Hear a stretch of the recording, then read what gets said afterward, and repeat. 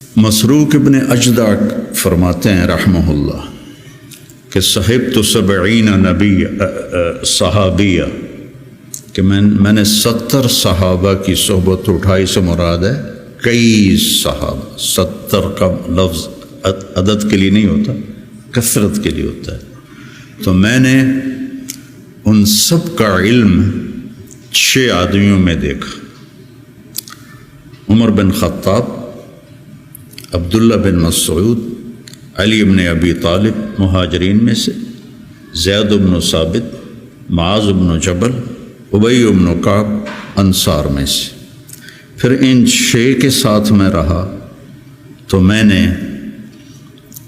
6 کا علم 2 میں دیکھا، عبداللہ بن مسعود، علی بن ابی طالب. میرا اس پہ اضافہ ہے کہ میں نے ان 2 کو پڑھا تو مجھے علی بن طالب سب پر فائق نظر آئے کہ ان سے بڑا عالم صحابہ میں کوئی نہیں تھا، انتہا پر تھا. اور یوں ہاتھ پکڑا اللہ کے نبی نے، اور ایسے اب کبھی بڑے جذبے جوان تھے، نہ وہ عشق میں رہی گرمیاں، نہ وہ حسن میں رہی شوخیاں، نہ وہ غزدمی میں تڑپ رہی، نہ وہ خم ہے زلف ایاز میں. میرا تو اب یہ حال ہے، پڑھے بغیر نیند ہی نہیں آتی تھی.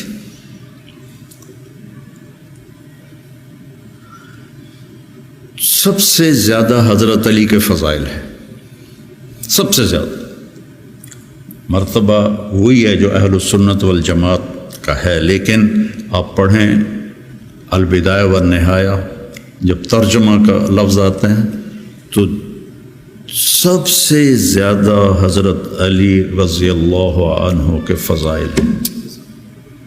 اور یہ فضیلت ان کی بڑی بلند و بالا ہے.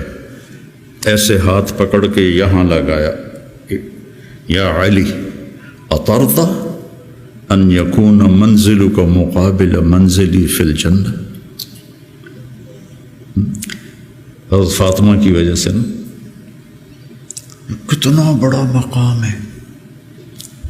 اور زرار ابن زمرہ کنانی فرماتے ہیں وَلَقَدْ رَأَيْتُهُ فِي بَعْضِ مَوَاقِفِهِ وَقَدْ أَرْخَى اللَّيْلُ سُدُولَهُ وَغَارَتْ نُجُومُهُ وَهُوَ قَائِمٌ فِي الْمِحْرَابِ يَتَمَلْمَلُ تَمَلْمُلَ السَّلِيمِ. سانپ کا ڈسا ہوا تململ السلیم، وہ ایسے تڑپ رہے تھے جیسے سانپ کا ڈسا تڑپتا ہے. وَيَبْكِي بُكَاءَ الْحَزِينِ، اور ایسے رو رہے تھے جیسے غموں کا مارا روتا ہے. یہ وہ ہے جس کو کہا گیا تیرا گھر میرے گھر کے سامنے ہوگا. وَيَقُولُ لِلدُّنْيَا إِلَيَّ تَغَرَّرْتِ، مجھے دھوکہ دینے آئی ہے. الیہ تشوقتی، میرے شوق میں آئی ہے. الیہ تشوفتی، مجھے جھانکیاں ڈالتی ہے. ہیہات غری غیری قد بتتک ثلاث عمرک قصیر ومجلسک حقیر وخطرک یسیر. یہ جملہ اگلا سنانا تھا. آہن آہ من قلت الذات وبعد السفر ووحشت الطریق. اللہ اکبر. کون شخص یہ کہہ رہا ہے؟